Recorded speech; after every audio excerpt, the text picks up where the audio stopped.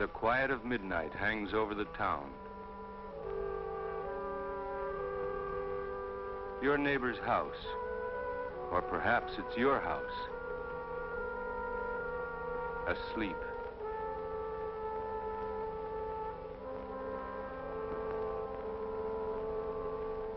Asleep save for one member of the family.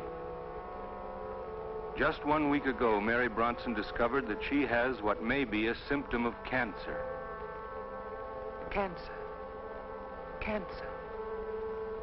It can start, they say, almost unnoticeably. And then it grows and grows. A horror that never stops. Is it contagious? Can my family catch it? My friends? What if it's inherited? Will my children have it too?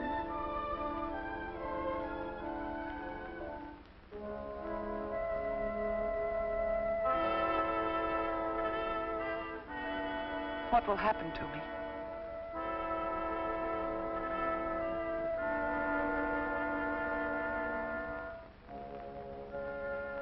Will I die? Well, that's foolishness. I probably don't have cancer at all. What if I do? People don't tell you about cancer. They don't talk about it.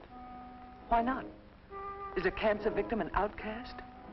Is there no hope? No hope? Even in the daytime, there is no rest, no peace. Nerves will not stay quiet. They shout, they clamor. Cancer, cancer. Cancer, cancer, cancer.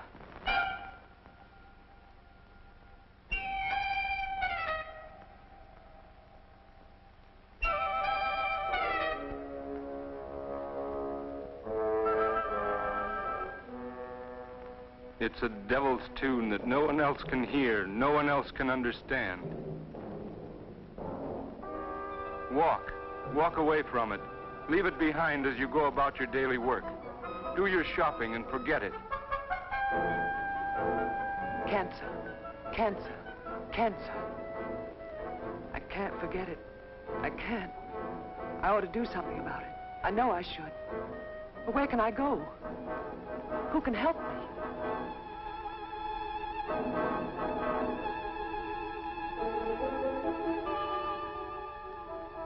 Look, here.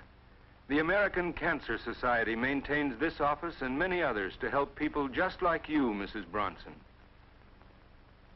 Go on in. Don't be frightened. Don't go away. You needn't feel conspicuous.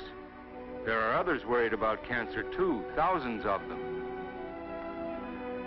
For instance, Frank Turner. He's greatly worried that he has cancer. Cancer can strike anyone. It can strike George Reeves, who owns the local hardware store. Or Harriet Glennon, who's always so healthy. Or Roy Mead, a clock expert, never sick a day of his life. Even Ruth Condon, the picture of health. Babies aren't immune. In fact, no one is. Cancer strikes blindly, anywhere. Banker, bricklayer, postman, mechanic. 1 out of every 8. In 1 year in the United States, 175,000 people die of cancer. More Americans than were killed in the war from Pearl Harbor to peace in Tokyo Bay. Unless we gain new knowledge and vastly spread what we now know, 1 out of every 8 Americans now alive will die of cancer. 1 out of 8. And is this one of them, our worried housewife? Does Mary Bronson have cancer?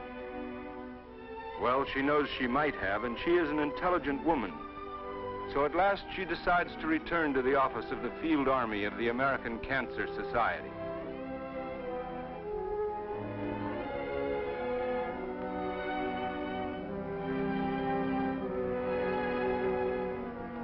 Inside is Helen Woolsey, a worker in the Field Army. She seems nice, doesn't she, Mrs. Bronson? Certainly not frightening at all.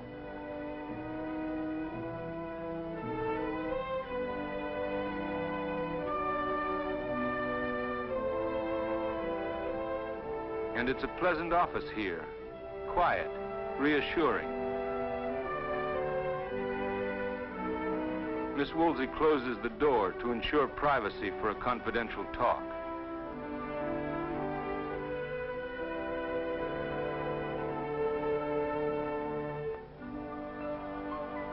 Tell her all about it, Mrs. Bronson.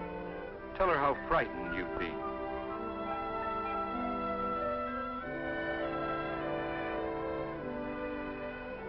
You see, she knows exactly what you mean. She understands. And she has the answers, too. Cancer is not contagious. Cancer is not inherited, not a disgrace. And cancer can be cured if it's caught early enough. Mrs. Bronson, only 2 out of 10 with a lump in the breast have cancer. And even in those cases, 75% can be cured if treated in time. So you see, you were wise. You were very wise not to waste more time.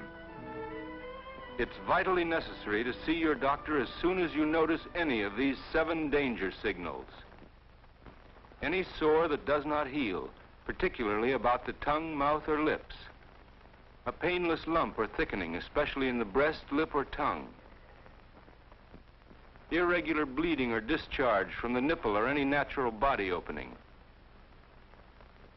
Progressive change in the color or size of a wart, mole, or birthmark. Persistent indigestion. Persistent hoarseness, unexplained cough, or difficulty in swallowing. Any change in the normal bowel habits. See your doctor at once about any of these warning signals. Don't wait and worry. Delay may be fatal. Cancer is often curable if treated in time. Miss Woolsey telephones to make an appointment with Mrs. Bronson's family physician, Dr. Addison. An examination is an absolute necessity.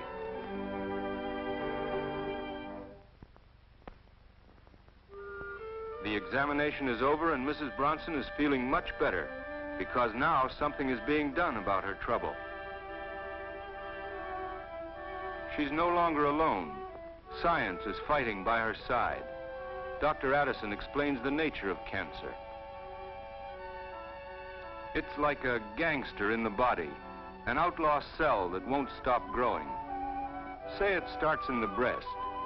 It grows there and then expands through the lymphatic and circulatory systems to a nearby vulnerable spot in the armpit.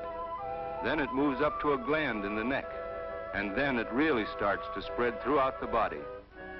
The only way to stop it is to remove it before it's so scattered it's impossible to remove. So the one thing to do is to catch it early, while it's still just in one little spot.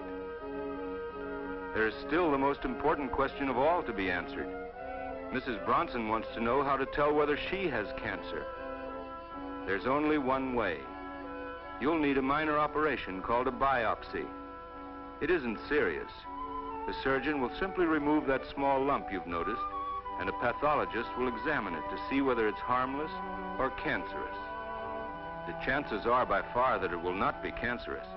But suppose it is. How is cancer treated? Dr. Addison decides he can explain it best with pictures.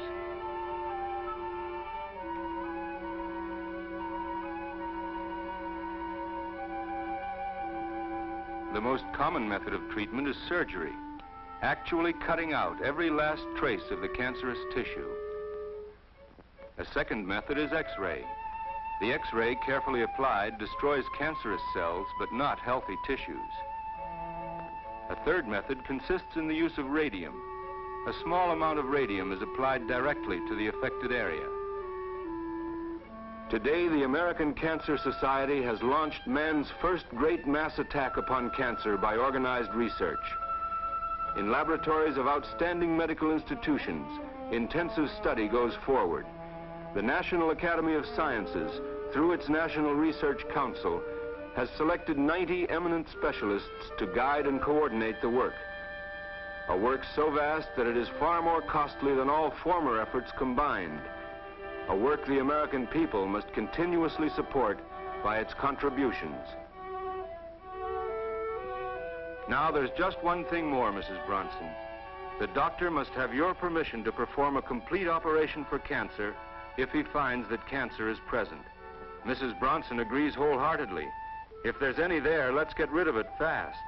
By now, Mrs. Bronson is a minor authority on the subject herself.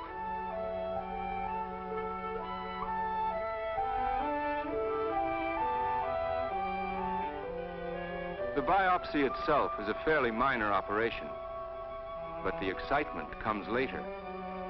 When the tumor has been removed, the operation must be stopped in mid-flight, halted until the pathologist can bring in a verdict.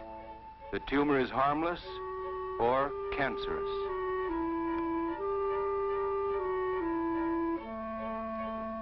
The lump has been removed. The pathologist looks at it briefly.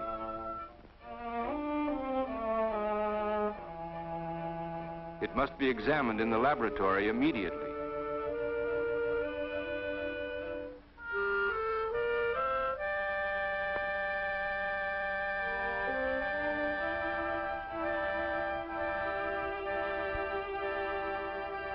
In order to make the necessary microscopic examination, a very small piece of the tissue is removed, and this tiny section must then be frozen. This is done simply to harden it so that it may be sliced to a very thin wafer. Special equipment quickly freezes the tissue.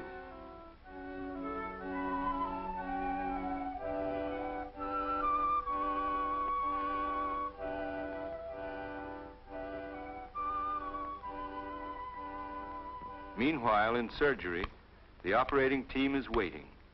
The surgeon's hands in the air to keep them sterile. Nothing moves but the clock. Waiting, waiting. The wafer is put on a slide, and the slide is then heated to speed up the process. Now the slide must be dyed to identify exactly the cells the pathologist needs to see.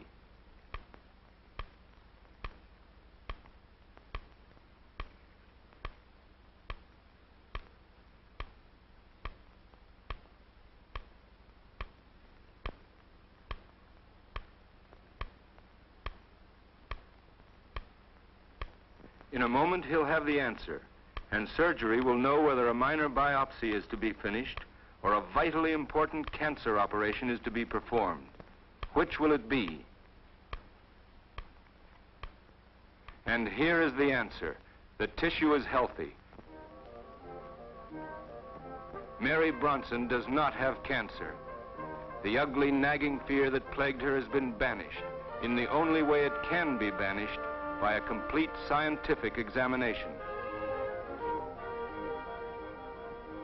Her own physician, our friend Dr. Addison, is on hand to give her the good news the moment she's awake. You can leave the hospital in a couple of days, Mary, and you can start smiling again.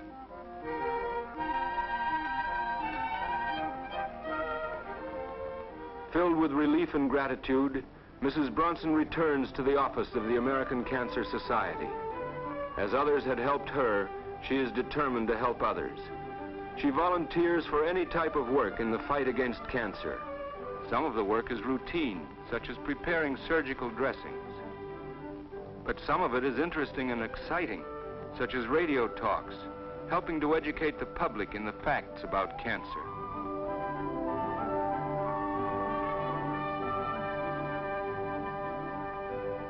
Some is very rewarding, such as lightening the hours of lonely children in terminal care. At the Blood Donor Center, she learns a lively and unusual task, how to type blood.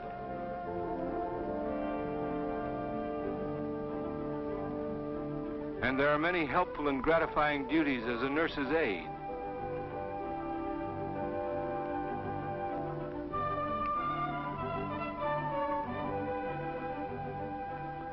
It includes fund solicitation, and let each who passes her consider, tomorrow those dimes and dollars may help save me from cancer.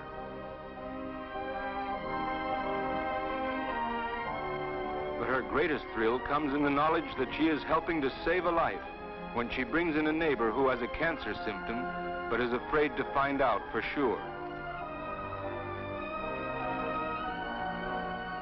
Anytime cancer is suspected, Delay may be fatal. The only sure way to triumph over cancer is to catch it early. Time is life.